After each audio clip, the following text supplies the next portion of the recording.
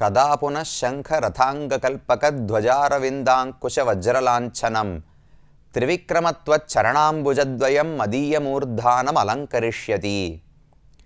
இந்த ஸ்லோகம் ஆளவந்தார் என்கிற ஆச்சாரியர் தான் இயற்றின ஸ்தோத்திர ரத்னம் என்கிற ஒரு ஸ்தோத்திரத்திலே பாடியது. மிக அழகான ஒரு பிரார்த்தனையை பகவானை குறித்து அவர் வைக்கிறார். பகவான் என்றோ ஒரு நாள் திரிவிக்ரமாவதாரம் செய்தபோது தன்னுடைய திருவடியை நம்முடைய தலைகளிலெல்லாம் வைத்தாராம். அன்றைக்கு நாம் அதை உணர்ந்தோமா என்று தெரியாது. பகவானுடைய திருவடியின் மகிமை தெரிந்து வணக்கத்தோடு பணிவோடு அந்த திருவடியை தலையில் ஏற்றுக்கொண்டோமா என்று தெரியாது. ஆனால் அன்று இழந்ததை இப்போது மறுபடியும் எனக்கு நீ வழங்க வேண்டும் என்று பிரார்த்திக்கிறார். பகவானுடைய திருவடிகள் மிகவும் அழகானவை. தாமரை போல் மென்மையான திருவடிகள். கீழ்ப்பக்கம் சிவந்து இருக்குமாம், மேல் பக்கம் கருப்பாக இருக்குமாம். அந்த திருவடிகளின் அடிப்பக்கத்திலே பல லக்ஷணங்களெல்லாம் பொதிக்கப்பட்டிருக்குமாம். சங்க ரதாங்க கல்பக துவஜ அரவிந்த அங்குஷ வஜ்ரலாஞ்சனம். பகவானுடைய திருவடிகளில் சங்கம் சக்கரம் வஜ்ரம் தாமரை இதை போல பல சின்னங்கள். இவர்தான் முழுமுதற் கடவுள், இவர்தான் பரம்பொருள் என்று காட்டக்கூடிய பல சின்னங்கள் பதித்திருக்குமாம். அந்த உன்னுடைய திரிவிக்ரமா உன்னுடைய திருவடிகளை என்று நான் மறுபடியும் தலையால் தரிக்கப் போகிறேனோ தெரியவில்லை. அன்று நீ வைக்கும்போது எனக்கு அதன் மகிமை தெரியாமல் இருந்தது. இப்போது மகிமையை தெரிந்து கொண்டு விட்டேன். உன் திருவடிகளை என் தலையிலே வைக்க வேண்டும் என்று அந்த சுவாமி பிரார்த்திக்கிறார். அந்த பிரார்த்தனை ராமனிடத்திலோ கண்ணனிடத்திலோ வைக்கப்படவில்லை. திரிவிக்ரமாவதாரம் செய்த பெருமானிடத்திலே தான் அவர் பிரார்த்திக்கிறார். அந்த பெருமை திரிவிக்ரமனுக்கு. பக்ஷபாதமே பார்க்கவில்லை அல்லவா? இவர்கள் நல்லவர்கள், இவர்கள் தலையிலே நான் திருவடி வைப்பேன், இவர்கள் தீயவர்கள், இவர்கள் தலையில் வைக்க மாட்டேன் என்று பகவான் சொல்லவே இல்லை. எல்லா ஆத்மாக்களையும் சமமாக பார்த்தார்.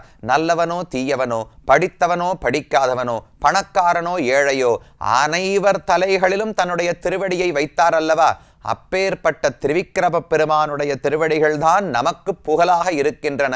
அந்த திரிவிக்ரமனை தரிசிப்பதற்காகத்தான் திருநாங்கூருக்கு அருகிலே சீர்காழி ஊருக்குள்ளேயே இருக்கக்கூடிய காழி சீராம விண்ணகரம் என்கிற திவ்யதேசத்தை தரிசிப்பதற்காக நாமும் வந்து அடைந்திருக்கிறோம்.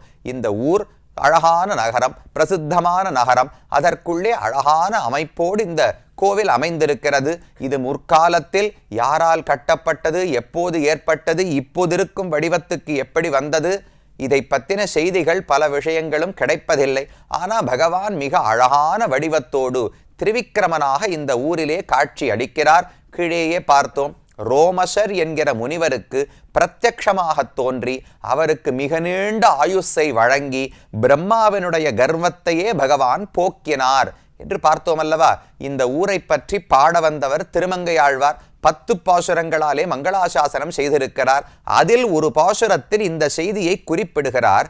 நான்முகன் நாள் மிகை தருக்கை இருக்கு வாய்மை நலம் மிகுசீர் உரோமசனால் நவித்தி நக்க நூன்முகம் ஆறுதலை ஒட்டுவூன் ஒழித்த எந்தை ஒளிமலர் சேவடி அணைவீர்.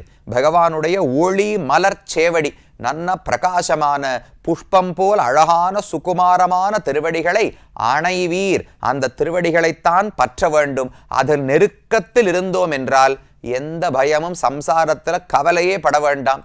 அந்த திருவடிகளை விட்டு விலக விலக சம்சாரம் கொடுமைகள் பிடித்து கொள்ள போகின்றன. அந்த பெருமான் எப்படிப்பட்டவர்னு சொல்றார். நான்முகன் நாள் மிகை தருக்கை. நான்முகனுக்கு நாள் ஆயுசு மிக அதிகமாக இருக்கிற கர்வம் இருந்தது. அதை நலம் மிகு சீர் உரோமசனால் நவித்தி. உரோமசர் என்பதா ரோமசர் என்பதை தமிழாக்குகிறார். ரோமச முனிவரின் மூலம் பிரம்மாவினுடைய கர்வத்தை போக்கினவர். அதே போல சிவபெருமானுக்கு தான் பிக்ஷையிட்டு பிரம்ம கபாலத்தை உடைத்து அவருக்கும் உதவி செய்தவர். இப்படி நான்முகனுக்கும் உதவினார், சிவபெருமானுக்கும் உதவினார் என்றால் இவர்தானே உத்தமன். அப்பேற்பட்ட பகவானுடைய திருவடிகளை அணைவீர் என்று இந்த திரிவிக்ரமன் பெருமையை திருமங்கையாழ்வார் பாடுகிறார். இப்போது கோவிலுக்குள்ளே வந்தோம் என்றால் துவஜஸ்தம்பத்தை தாண்டி வெளியில் அழகான புஷ்கரணி இருக்கிறது. அந்த புஷ்கரணியை தாண்டி கோவிலுக்குள்ளே வந்து நாம கர்ப்பகிரகத்தை நோக்கி சென்றோம் என்றால் கர்ப்பகிரகத்தில் மூலவர் பெருமான் தனியாக நிற்கிறார். மிக அழகான வடிவம். திரிவிக்ரம பெருமானாகவே சேவை சாதிக்கிறார். ஒரு கை தன்னுடைய இடது திருவடியை தூக்கி மேல் உலகங்களை எல்லாம் அளந்து கொண்டிருக்கிறார். வலது திருவடியை பூமியிலே வைத்து நின்று கொண்டிருக்கிறார். இந்த பெருமாள் இருப்பது நின்ற திருக்கோலத்தில் தான். கிழக்கு நோக்கி நின்ற திருக்கோலத்திலே காட்சி அளிக்கிறார். திரிவிக்ரமன் என்று ஒரு திருநாமம் சம்ஸ்கிருதத்திலே. தமிழில் மிக அழகான பெயர் சூட்டப்பட்டுள்ளது. தாடாளன் என்று இந்த பெருமானை அழைப்பார்கள். தாள் அப்படின்னா திருவடின்னு அர்த்தம். ஆளன் உலகத்தையே தன் திருவடிக்கு கீழே வைத்து ஆளக்கூடியவர், ஆட்சி செய்யக்கூடியவர். தாள் ஆளன் ரெண்டு சேர்த்து தாடாளன் என்று ஆகியிருக்கிறது. அப்ப இந்த பெருமானுக்கே தாடாள பெருமாள் சந்நிதி, தாடாளன் சந்நிதி என்றுதான் சொல்லப்படுகிறது. அந்த பெயரோடு பகவான் நின்ற திருக்கோலத்தில் கிழக்கு நோக்கி நின்று கொண்டு சேவை சாதிக்கிறார். மொத்தம் 4 திருக்கைகள். அதை விட முக்கியம் 2 திருவடிகள். எல்லா ஊர்லயும் 2 திருவடி தானே இருக்கும்னால் எல்லா ஊர்லயும் 2 திருவடிகளை விழும்ப பூமியில வச்சுருப்பார். இந்த ஊர்ல அப்படி கிடையாது. வலது திருவடியை பூமியிலே வைத்து கீழுலகங்கள் அனைத்தையும் பகவான் அளந்து விட்டார். இடது திருவடி மேல் நோக்கி வானத்தை நோக்கி சென்றதாம். சத்தியலோகம் வரை சென்றது. இப்படி உலகம் அனைத்தையும் ஒன்மிதியில் புனலுருவை ஒரு கால் நிற்ப ஒரு காலும் காமரிசீர் அவனனுள்ள தென்மதியும் கடந்த அண்டமீது போகி என்று 2 திருவடிகளாலே. இதில் ஒரு சின்ன வித்தியாசம் உண்டு. இந்த ஊர்ல மட்டும்தான் இடது திருவடியால பகவான் மேலுலகங்களை அளப்பது போல் இருக்கிறார். உலகளந்த பெருமாளை சேவிச்சோம்னாலும் இதே போல இருப்பார். திருக்கோவலூர் திரிவிக்ரம பெருமாள்னு சொன்னேனே, அவருக்கு இடது திருவடி அல்ல வலது திருவடியால மேலுலகங்களை அளந்து கொண்டிருப்பார். அதுக்கெல்லாம் கருத்து இருக்கு, அர்த்தம் இருக்கு. என்னன்னு அந்த திவ்யதேசத்தை பார்க்கும்போது தெரிவிக்கிறேன். இந்த ஊரில் பெருமாள் வலது திருவடியாலே கீழுலகங்களை அளந்து இடது திருவடியாலே மேலுலகங்களை அளந்த வண்ணத்திலே காட்சி அளிக்கிறார். 4 திருக்கைகள். அதுல மேல வலப்பக்கத்திலே சக்கரம், இடப்பக்கத்திலே சங்கம். ஆனா அந்த சங்கத்தை கொஞ்சம் திருப்பி பிடிச்சுட்டு இருப்பார். ஏன்னா ஒரு திருவடி மேல போகணுமோ இல்லையோ, திருமேனியை சேவித்தாலே நிஜமாவே ஒருத்தர் காலை மேல் நோக்கி உயர்த்தினால் உடம்பு எப்படி வளையுமோ, கைகள் எப்படி நகருமோ, அதை போலவே நகர்ந்த சங்கம். சக்கரத்தை பிடிச்சுட்டு இருக்கிற அதே உயரத்துல சங்கத்தை பிடிச்சுட்டு இருக்க மாட்டார். இடது திருவடி மேல போனபடியாலே சங்கத்தை கொஞ்சம் இப்படி திருப்பி பக்கத்துல பிடித்து கொண்டிருப்பார். இது 2 திருக்கைகள். அதே போல வலது பக்கம் கீழ் திருக்கை தானஹஸ்தம். மகாபலியின் இடத்திலிருந்து தானம் வாங்குகிறாரோ இல்லையோ, கொள்வன்னான் மாவலி மூவடி தாவென்ன கள்வனேன்னு ஆழ்வாருடைய பாசுரம். உலகமே இவருக்கு சொத்து, ஆனா இவர் பிச்சை எடுத்து உலகத்தை பெறுகிறாராம். அப்ப கள்வன் தானே. கள்வன்னு சொன்னா ஏமாத்துக்காரர், பொய் சொல்லுபவர் அர்த்தம். திரிவிக்ரமன் எங்க கள்ளத்தனம் பண்ணார்? கண்ணன் தானே கள்வன்னு சொல்லணும்னால் இவரும் பொய் தானே சொன்னார். தன்னுடைய சொத்து அதை மகாபலி பறித்து கொண்டதே செல்லாது. இப்ப இந்திரனிடத்திலிருந்து மகாபலி 3 லோகங்களை பறித்து கொண்டானோ இல்லையோ, இந்திரனுக்கே அந்த உலகம் சொந்தம் கிடையாது. நாம் ஒரு வீடு வாங்குறோம். நாம வாங்கினதே ஒரு தப்பான பத்திரத்தின் அடிப்படையில் ஒருத்தர் அந்த ஏமாத்தி வீட்டை வாங்கிட்டார். அவர்கிட்ட நாம் பணம் கொடுத்து வாங்கிட்டா வீடு என்னதுன்னு சொல்ல முடியுமா? உண்மையான முதலாளி யார் கேட்கிறாரோ அவருக்குத்தானே கொடுத்தாக வேண்டும். அதை போல மகாபலி பறித்து கொண்டதே செல்லாது. உலகம் அனைத்தும் பகவானுக்கு சொத்து. அப்ப தன்னுடைய சொத்தை தான் திரும்ப பெறுவதற்கு யாரானு பிச்சை எடுத்து பார்த்திருக்கீங்களா?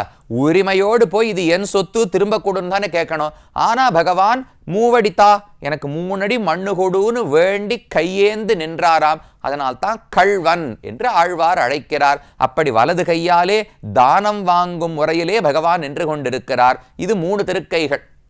கடைசி ஒரு திருக்கை இருக்கே, அந்த திருக்கையை இப்படி உயர்த்தி பிடித்து ஒரு விரலை மட்டும் உயர்த்தி காட்டிக் கொண்டிருக்கிறார் பகவான். என்ன தாத்பரியம்னு கேட்டா, மகாபலியை பார்த்து கேள்வி கேட்கிறாராம். மகாபலி, நீ எனக்கு 3 அடி மண் கொடுத்தாய். ஒரு அடியாலே கீழுலகங்களை அளந்து விட்டேன், மற்றொரு திருவடியாலே மேலுலகங்களை அளந்து விட்டேன். இன்னும் ஒரு திருவடிக்கு மண்ணு எங்க இருக்கு? நீ 3 அடி மண்ணு கொடுக்கிறேன், பூமி கொடுக்கிறேன்னு சொன்னாய்.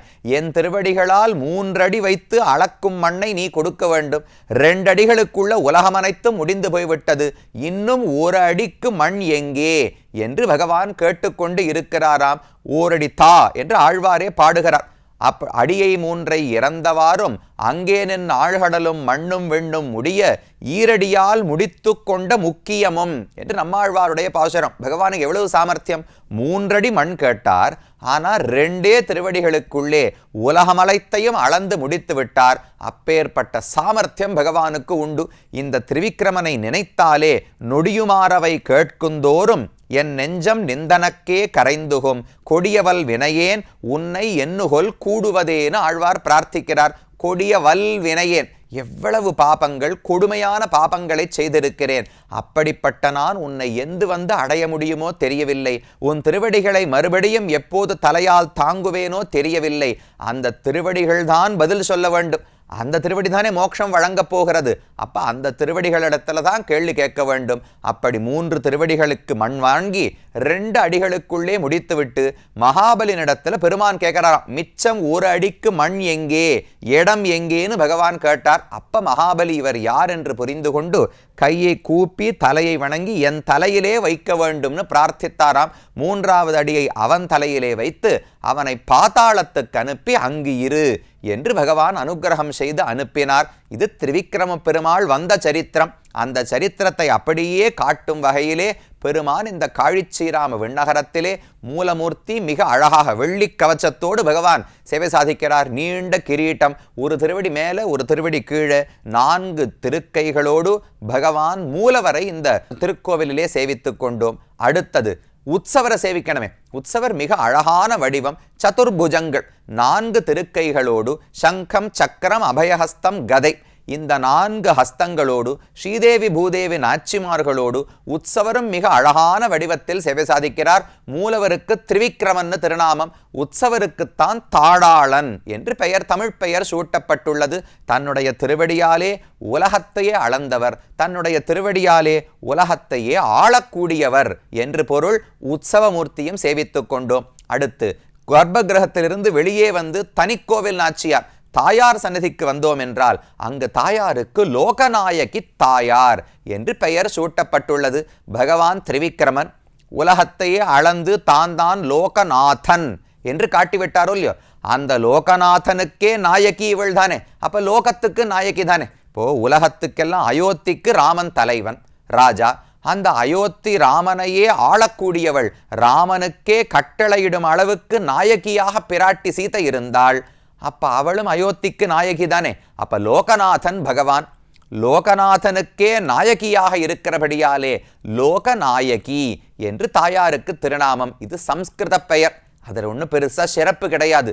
தமிழ் பெயர் இந்த மட்டவிழும் குழலி, இவ்வளவு அழகான பெயர். மட்டுன்னு சொன்னா நறுமணம்னு அர்த்தம். இவருடைய திருக்குழல், இவருடைய மயிர் முடியிலிருந்து அவ்வளவு நறுமணங்கள். உலகத்துல என்ன நல்ல கந்தங்கள் உண்டோ அந்த நல்ல கந்தங்கள் எல்லாம் தாயாருடைய கூந்தலிலிருந்து தான் வெளியே வருமாம். கந்தம் கமழும் குழலி கடை திறவாய் என்று ஆண்டாள் நப்பின்னையை பார்த்து பாடுகிறாள். கந்தம் கமழும் குழலி, நப்பின்னையனுடைய திருக்குழலிலிருந்து நறுமணம் வருமாம். ஒரு விசாரமெல்லாம் நடந்ததுன்னு கேள்விப்படுறோமே, பெண்களுக்கு கூந்தலில் நறுமணம் உண்டா கிடையாதான்னு ஆழ்வார்கள் சொல்வது கண்டிப்பாக உண்டு. இதோ தாயார் பெயரே மட்டவிழும் குழலி, நறுமணத்தை பெருக்கக்கூடிய அழகான திருக்குழலோடு இருக்கிறாள். லோக நாயகியாக, பகவானுக்கே நாயகியாக இருக்கிறாள். எப்படி? உலகத்தையெல்லாம் பகவான் ஆளுகிறார், தன்னுடைய ஆளுமைக்கு உட்பட்டு வைத்திருக்கிறார். அதை போல ஒருவேளை பகவானையும் பிராட்டி தன் ஆளுமைக்கு கட்டுப்பாட்டில் வைத்திருக்கிறாளா? பிராட்டி தான் பகவானை விட உயர்ந்தவனா? எப்படி லோகநாயகி என்றால், இது பெருமையை காட்டி பகவானை பிராட்டி ஜெயிப்பதே கிடையாது. தன்னுடைய கருணையை காட்டி ஜெயித்து விடுகிறாள். ஒரு மனைவி கணவனிடத்துல நல்ல பேர் வாங்கணும், கணவனை எப்போதும் தன் ஆட்சிக்கு உட்பட்டு வைக்க வேண்டும் என்றால் அவரிடத்துல முட்டி மோதி பிரயோஜனமே கிடையாது. அதற்கு பதிலாக குடும்பத்தினிடத்திலும் குழந்தைகளிடத்திலும் அளவு கடந்த அன்போடு நடந்து கொண்டால் அந்த கணவனுக்கு தானா அந்த மனைவி பேரில் ஒரு மரியாதை, மதிப்பு, ஒரு கௌரவம், அன்பு பெருகும் அல்லவா? அப்ப தாயாரும் பகவானை ஜெயிப்பது அவனை விட நான் பெரியவள் என்று சொல்வதன் மூலம் அல்ல, குழந்தைகளிடத்தில் கருணை காட்டுவதன் மூலம் பகவானை ஜெயித்திருக்கிறாள்.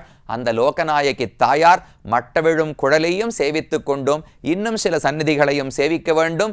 இந்த ஊருக்கான பாசுரங்களை பார்க்க வேண்டும். என்ன அர்த்தம் என்று அடுத்த பகுதியிலே பார்க்கலாம்.